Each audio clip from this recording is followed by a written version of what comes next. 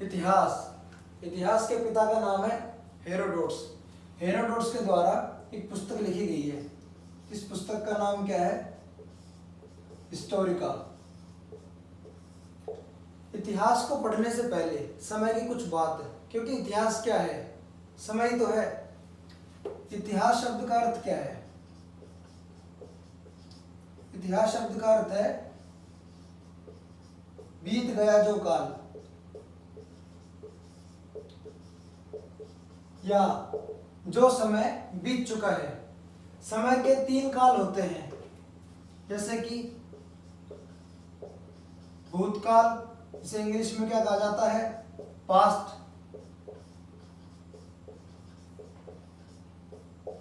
वर्तमान काल, जिसे क्या कहा जाता है? प्रेजेंट। और भविष्य काल, जिसे क्या कहा जाता है? फ्यूचर। हमारा जो आज का वर्तमान काल है वह आने वाले समय में क्या बन जाएगा? भूतकाल। हमारा जो आने वाला भविष्य काल है वो आगे आने वाले समय में क्या बन जाएगा? वर्तमान काल। तो उसी प्रकार इतिहास क्या है? जो काल बीत गया या जो समय बीत गया।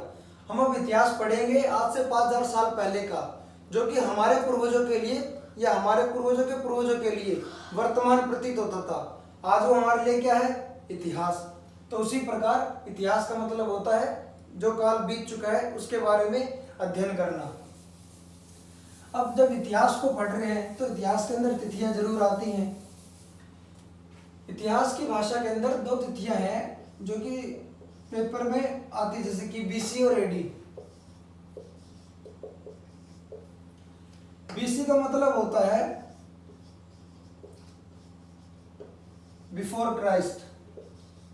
एडी का मतलब होता है एनो डोमिनी। हिंदी में बिफोर क्राइस्ट को ईसा पूर्व कहा जाता है और एनो डोमिनी को ईस्वी कहा जाता है। ईसाई धर्मगुरु हैं जिनका नाम है ईसा मसीह, या इंग्लिश में उन्हें कहते हैं जीसस क्रिस्ट।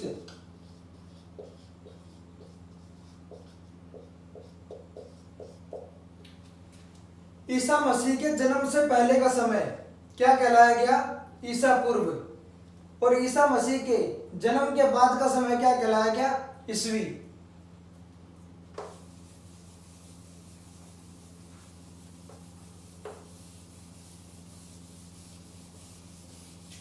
उदाहरण स्वरूप जैसे कि महात्मा बुद्ध।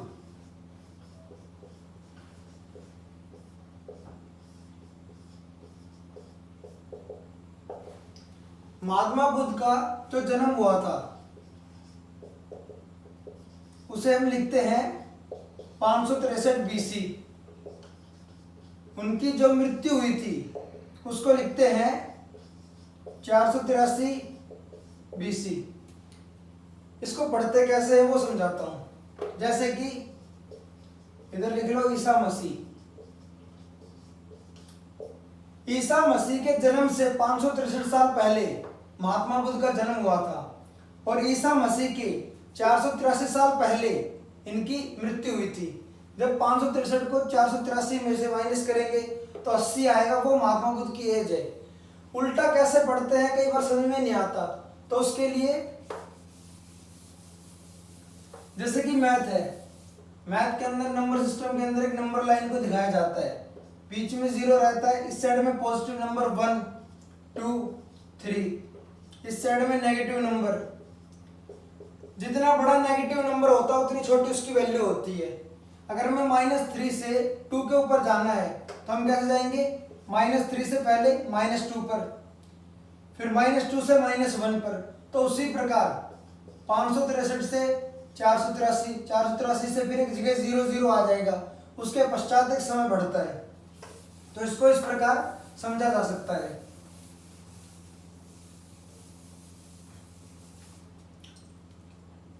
ये तो था समय की बात। अब बात आती है कि इतिहास का अध्ययन करने के लिए किसी भी जगह का भौगोलिक ज्ञान होना आवश्यक है। इंग्लिश में भी इसके लिए एक बात कही जाती है that history has two eyes, one is chronology and other is geography. दो शब्द है।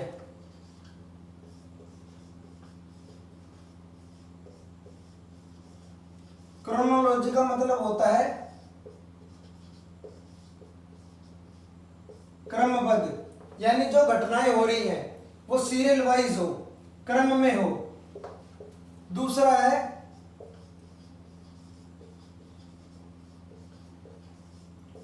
ज्योग्राफी, यानी भौगोलिक स्थिति।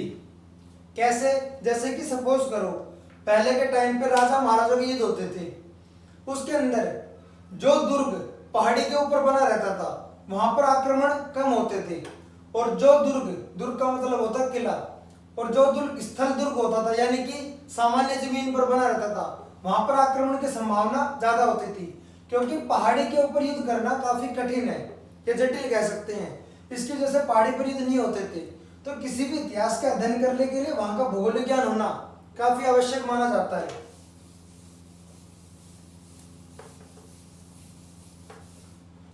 हमें जो इतिहास पढ़ना है वह हमें पढ़ना है भारत का इतिहास। उत्तर में हिमालय से फैला, नीचे दक्षिण में समुद्र तक फैला जो ये भारत है इसे उपमहाद्वीप कहते हैं, और इतिहास के अंदर इसको भारतवर्ष के नाम से जाना गया है। भारतवर्ष का मतलब है भारत का देश, और यहां के निवासियों को क्या कहा गया है? भारतीय, यानी कि भारत की संतान। कई बार सवाल उठता है कि ये जो देश का नाम है भारत, ये कैसे पड़ा? तो इसके लिए सोर्सेस तो काफी बताए जाते हैं, पर जो सर्वमान्य है वो जरूरी है। जैसे कि किसी बुक के माध्यम से यह बताया जाता है कि जो रामायण थी उसके अंदर भगवान राम के जो छोटे भाई थे उनका नाम भी भरत था, तो उसके नाम के ऊपर भारत नाम पड़ा। लेकिन कालिदास जो कि संस्कृत के प्रचंड विद्वान थे, उनके द्वारा एक किताब लिखी गई थी जिसका नाम था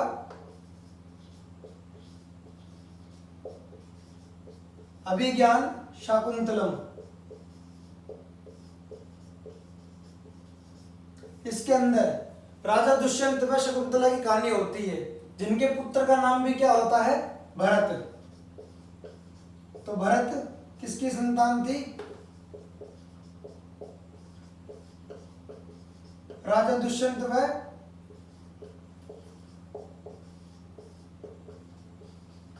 शकुंतला की संतान थी भरत, जिसके नाम पे देश का नाम क्या पड़ा? भारत। ठीक है। वैसे भारत के प्राय 3 नाम हैं। वो 3 नाम क्या क्या है? भारत,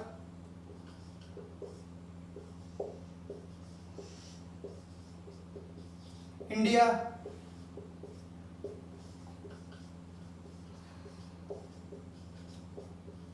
हिंदुस्तान। ये तो मुख्यतः 3 नाम है। कई जगह दे रखा है कि भारत के 5 नाम है, तो बता देते हैं। चौथा नाम है आर्यव्रत, और 5वां नाम है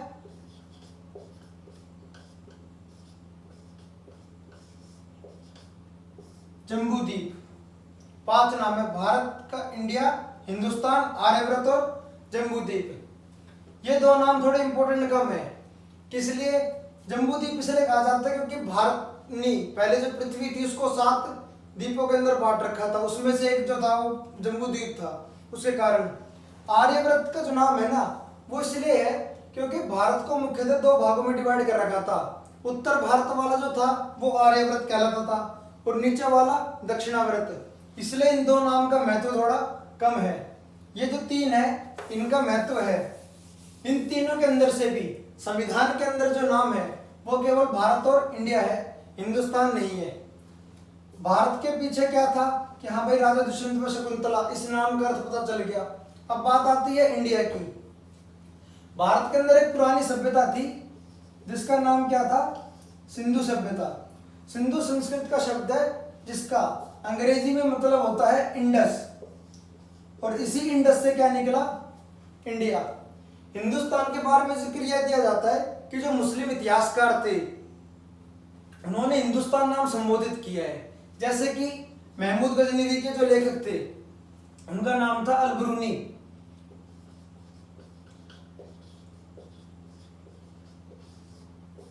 अल-बिरूनी ने एक किताब लिखी थी जिसका किसी किताब के अंदर तो नाम दे रखा है तहकीक-ए-हिंद, अब इस हिंद शब्द को देखना, और किसी के अंदर एनसीईआरटी के अंदर दे रखा है किताबुल हिंद।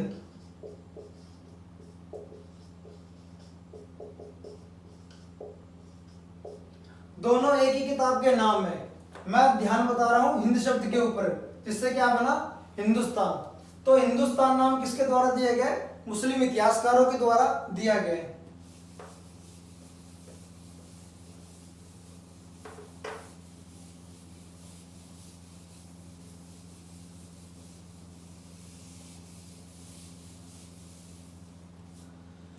अब बात आती है भारतीय इतिहास की।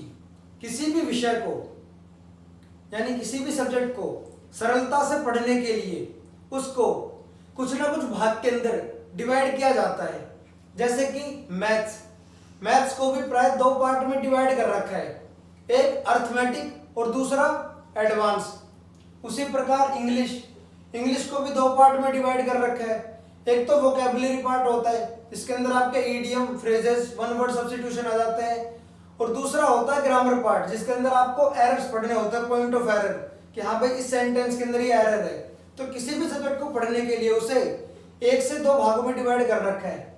तो उसी प्रकार इतिहास को सरलता पूर्वक पढ़ने के लिए इतिहास को तीन पार्ट में डिवाइड कर रखा है।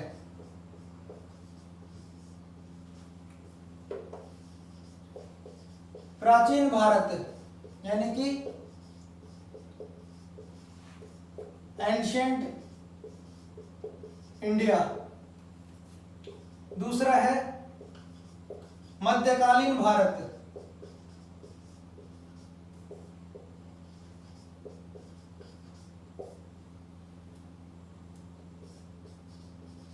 जिसका मतलब है मिडिवल इंडिया, और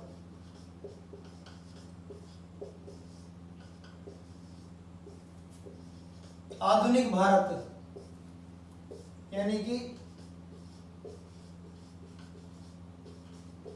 मॉडर्न इंडिया। हम जो इतिहास पढ़ना स्टार्ट करते हैं, हम इतिहास पढ़ना स्टार्ट करते हैं 6th क्लास से। 6th, 7th, 8th में मेनली जो इतिहास होता है वो भारत का मिल जाता है। उसके बाद 9th, 10th की जो किताबें हैं उनके अंदर जो इतिहास होता है वो विश्व का इतिहास होता है, यानी वर्ल्ड हिस्ट्री होती है उसके अंदर। 6ठी क्लास का जो पहला चैप्टर है ना, क्या, कब, कहाँ और कैसे, उसके अंदर एक लड़की होती है पहले चैप्टर के अंदर, इसका नाम होता है रशीदा। रशीदा के माध्यम से एक सवाल उठाया जाता है कि आज की खबर मुझे पता है लेकिन आज से 100 साल पहले की खबर। अब एक मंत्रणा करते हैं या बात करते हैं। सपोज करो आज से 10 दिन पहले की आपसे कोई बात पूछी जाए तो आप बता सकते हो। आज से 100 दिन पहले की कोई बात पूछी जाए जब भी आप बता सकते हो। इनफैक्ट अगर आज से 5000 साल पहले की भी अगर आपसे चीजें पूछी जाए ना तो आप बता सकते हो। क्यों? क्योंकि आपके पास में कुछ चीजें हैं। वो चीज क्या है? टेक्नोलॉजी है। आपके पास जो मोबाइल फोन है जिसे हिंदी में दूरभाष यंत्र कहा जाता है, आप उसको निकाल के गूगल क्रोम करके कुछ भी चीजें सर्च मार के आप लिख सकते, मतलब पता कर सकते हैं। लेकिन बात यहाँ पर यह है कि आज से 5000 साल पहले जब इस तकनीक का विकास नहीं था, उस समय के जो लोग थे वो कैसे रहते थे, कैसा खाना पीना होता था, कैसे महल बनाते थे, उस चीज के बारे में अध्ययन करना है। अब वो जो 5000 साल पहले का इतिहास है वो हमें कैसे पता चला? तो उसके लिए भारतीय इतिहास के लिए 4 स्रोत है। हालांकि 4 है ना, जो 4 सोर्सेज ऑफ हिस्ट्री हैं, ये सर्वमान्य नहीं केवल यही है, इनसे काफी ज्यादा भी हो सकते हैं, लेकिन ये 4 इंपॉर्टेंट है। वो क्या क्या है?